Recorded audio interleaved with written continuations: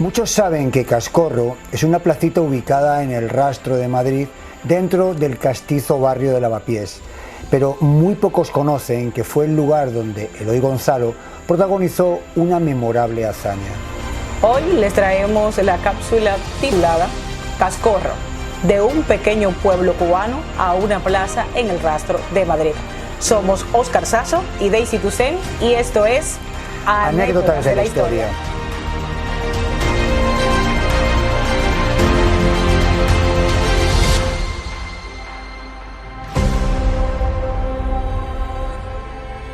El viajero que pasa por Madrid difícilmente pierde la ocasión de visitar el pintoresco Rastro un domingo en la mañana. Bueno, pues para esos que no se resisten a la tentación de curiosear en puestos de artesanía, ropa, cuadros, mascotas u objetos antiguos de dudosa utilidad, sí o no transitan forzosamente por la plaza de Cascorro, porque es donde comienza la ribera de Curtidores, que es la arteria, la calle principal de este gran mercado ambulante,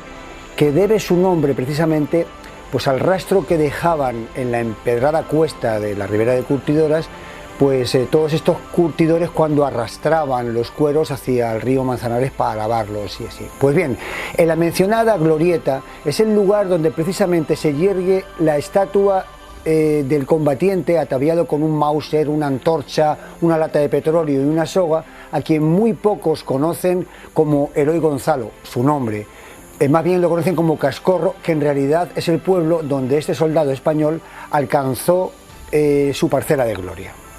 Para entrar en contexto, nos ubicaremos en la Cuba de finales del siglo XIX, cuando todavía era colonia española, pero en su tercer y aparentemente definitivo intento para independizarse, siendo a estas alturas, junto a Puerto Rico, la única que el otrora poderoso imperio español conservaba en América.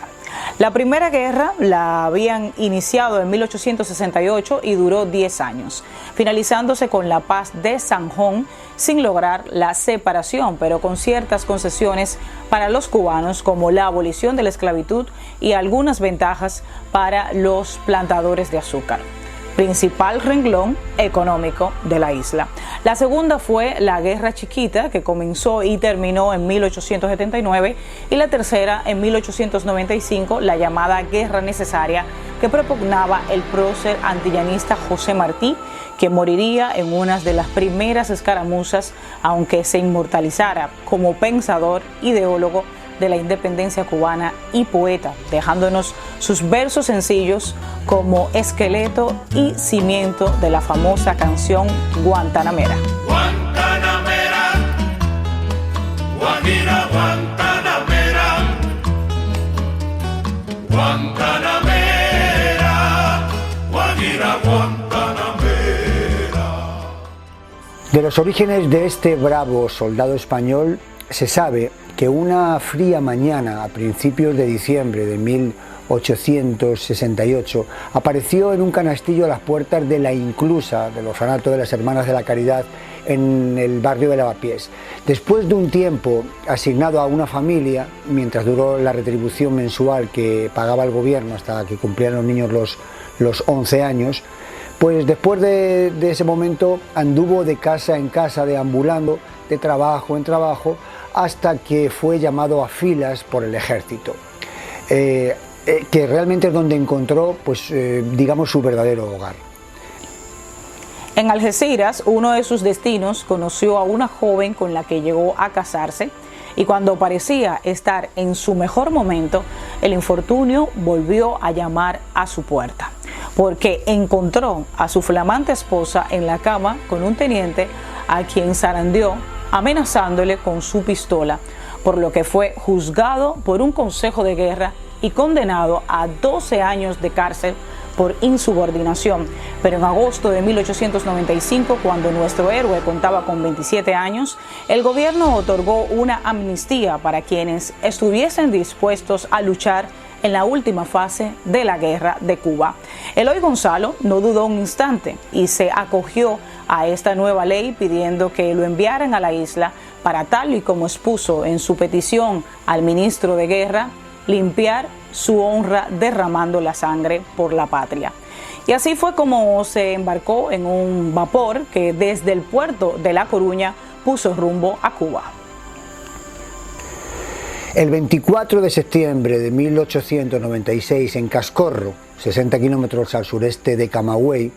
el Regimiento de Infantería María Cristina número 63, con solo 170 hombres, defendía desesperadamente la villa, asediada por 2.000 cubanos del ejército mambí al mando del general Máximo Gómez, militar de origen dominicano, nacido en Baní, hombre que, si bien de corta estatura, de un inconmensurable talento militar y un extraordinario don de mando, quien aseguraba que sus 3 generales en la lucha contra el ejército mejores eran junio, julio y agosto,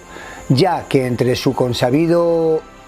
calor y su pegajosa humedad pues provocaban en la tropa enemiga infinidad de casos de disentería, de malaria, de fiebres tifoideas, que al final pues eran tan efectivas como la mejor carga de caballería o de infantería, y que, tal y como muestran los 200 y pico mil afectados entre las filas españolas. Pues bien, Eloy Gonzalo, perteneciente al regimiento asediado, ante el desolador panorama se ofreció para hacer una incursión nocturna hacia el campamento enemigo y tratar de romper el cerco prendiéndole fuego, con la esperanza de retrasar el ataque definitivo que con seguridad llevarían a cabo los cubanos en cuanto despuntara el sol de ese 5 de octubre de 1896. Y quién sabía si de lograrse tan improbable objetivo daría tiempo a que llegaran en su socorro las fuerzas españolas que venían en camino. Con respecto a la utilidad de la soga que tenía el soldado, bueno, pues él lo puso como condición para acometer tan arriesgada misión, con el objeto de que, en el caso más que probable de que lo mataran, pues sus compañeros pudieran tirar del cuerpo y arrastrar su cadáver hasta recuperarlo, pues, para que lo enterraran como es debido. Lo cierto es que no hizo falta, porque pudo regresar corriendo tras perpetrar el incendio y convertirse en héroe, por lo que fue condecorado, como decía la revista Blanco y Negro el 30 de enero de 1897. Es sin duda el soldado que más popularidad ha alcanzado en la presente guerra. Compendían en él la heroicidad y la bravura de los defensores de Cascorro. Fin de la cita. Aunque se presume que sin la asignación en metálico que acompaña a tales galardones. Así que continuó luchando varios meses más en la zona de Matanzas con la misma dieta famélica que el resto de la tropa, es decir, 125 gramos diarios de carne con un puñado de arroz, lo que tal vez contribuyó a que, en vez de que finalmente le matara una bala, fuera una infección intestinal, como la mayoría de los 41.000 compatriotas que dejaron allí su vida. En 1898, que muchos en España le llamaron el año del desastre, pues este país se replegaba y abandonaba la colonia, pero lo cierto es que Cuba tampoco en ese momento logra su independencia, ya que los Estados Unidos de Norteamérica, nación emergente y oportunista, pues tenían intereses geopolíticos en la zona y apetencias golosas en su azúcar. Entonces aprovecharon una explosión en la caldera de su acorazado Maine, que estaba anclado en el puerto de La Habana, pues para declarar la guerra a España, quien terminaría perdiendo Puerto Rico y Filipinas en el Pacífico, además de Cuba, lo que, si bien colaboró para que los cubanos terminasen de liberarse del dominio español, también provocó que cayeran en manos norteamericanas,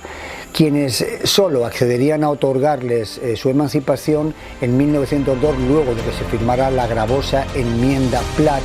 con la que finalmente Cuba adquiriría su, digamos, cuestionable independencia, pero esa, en una futura entrega, probablemente constituya otra interesante anécdota de la historia.